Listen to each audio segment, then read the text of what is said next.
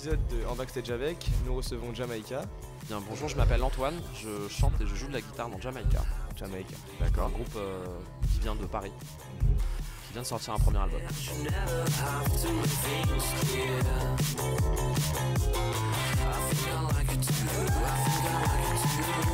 On avait un groupe avec Florent qui s'appelait Bonnet Poney et notre batteur est parti et on a décidé de continuer quand même à faire de la musique et c'est pile le moment où le producteur savoir Xavier de Lauronnais et Peter Jeff Franco, Donc de Justice.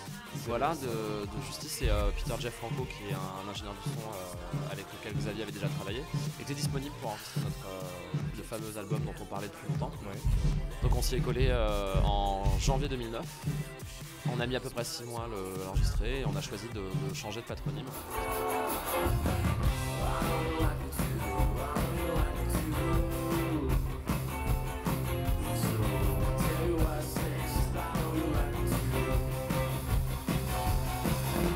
Le thème général, on pourrait dire que c'est la complainte d'un jeune homme dans sa vingtaine. Le fait de se comporter comme un gros con, sur Gentleman par exemple, mais d'être quand même amoureux.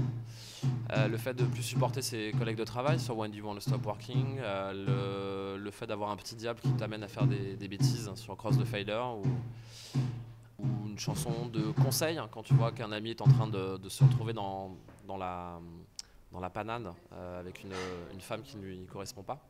Sur She's Gonna, des choses comme ça. Voilà. Y a une chanson aussi qui s'appelle Short and Entertaining. Oui. Est-ce que tu penses que ça résume assez bien la tonalité de l'album ou sinon comment tu définirais ta musique? Alors Short and Entertaining c'est pas mal puisqu'il fait 37 minutes, enfin No Problem fait 37 minutes donc je pense que c'est assez court.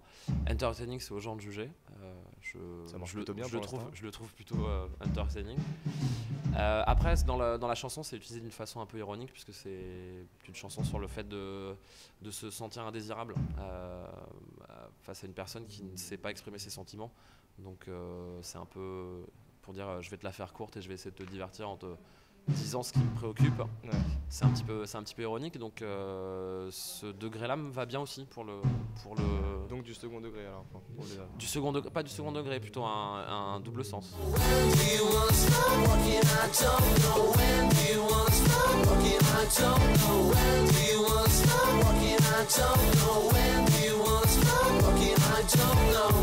Je comprends qu'on nous rapproche de Justice puisque Xavier a produit l'album et que c'est quand même la moitié de ce groupe qui a fait beaucoup de bruit. Donc voilà, après je pense qu'on ne sonne pas du tout pareil. Phoenix, je peux comprendre aussi qu'on nous rapproche d'eux. En plus on est signé sur le même label. On a récupéré le studio pile au moment où ils finissaient eux leur album. Ils nous ont dit d'ailleurs qu'ils avaient... on les a rencontrés, ouais. Ils nous ont dit qu'ils avaient aspiré toutes les bonnes vibrations de l'endroit, donc on allait faire un mauvais disque. Mais on les a revus depuis, ils ont dit que le disque était bien, donc ça va. C'est normal que les gens nous rapprochent de ces groupes-là, parce qu'ils sont très visibles, et c'est des super groupes, donc il n'y a aucun problème. Après, j'espère juste que ça n'empêche pas les gens d'écouter attentivement le disque de Jamaïca et de se faire leur propre idée, en fait. Ouais, mais on fait tous des comparaisons, donc il n'y a pas de problème. Don't hesitate, she's just a girl trying to give you a job all day long. She's just a girl out to call her on the phone. Cause you're a man, you're just a man indeed, trying to sign your needs. And for time, the clock is ticking out a hurry to make a scene. Le fait de bosser un an et demi avec Peter Franco a fatigué mon accent anglais d'une façon insoupçonnable et je ne fais absolument plus aucun effort quand je parle anglais pour masquer un accent français. C'est beaucoup plus reposant, extrêmement assumé.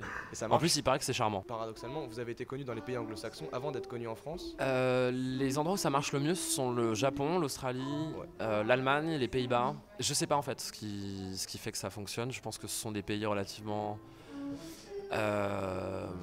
ouvert. Pour le Japon c'est complètement abstrait, j'en ai absolument aucune idée. On était le seul groupe étranger charté au Japon. Il y avait comme ça des accidents et on fait partie de ces accidents là, donc je suis extrêmement content parce que c'est vraiment un de nos pays préférés. Et vous y êtes déjà allé du coup? On y était 2 fois déjà, ouais. Et l'accueil que vous avez reçu? Génial, je suis amoureux de ce pays et de ses habitants, vraiment.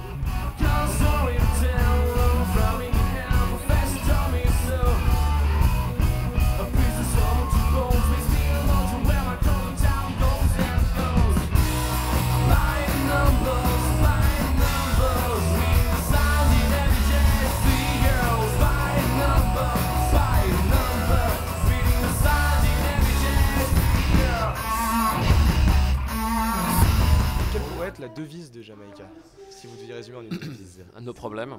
Nos problèmes. Nos problèmes yet ou nos problèmes ever. Enfin, à chacun de rajouter la fin de phrase. Nos problèmes yet, c'est pas mal. Ouais. Nos problèmes yet. Ce sera peut-être le nom du deuxième album, on verra.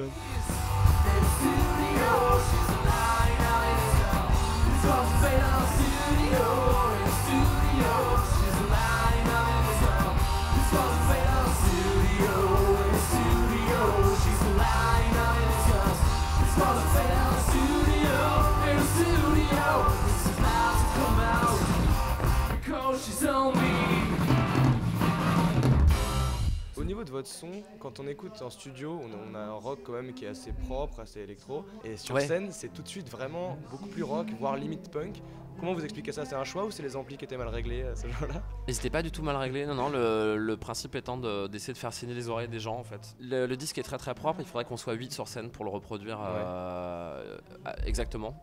Donc on préfère se concentrer sur les parties un peu plus bruyantes, mais je pense que ça reste quand même relativement léché. Ça dépend du cadre dans lequel on joue en fait. Quand on joue avec des groupes assez calmes, on passe pour un groupe de métal. Quand on joue avec des groupes de métal, on passe pour un groupe on passe pour les Spice Girls. Et quand on joue avec des groupes d'électro, on passe pour des extraterrestres. Mais je le dirai à notre ingé son ce que tu as dit sur les amplis. Il est très costaud. Il est très très costaud.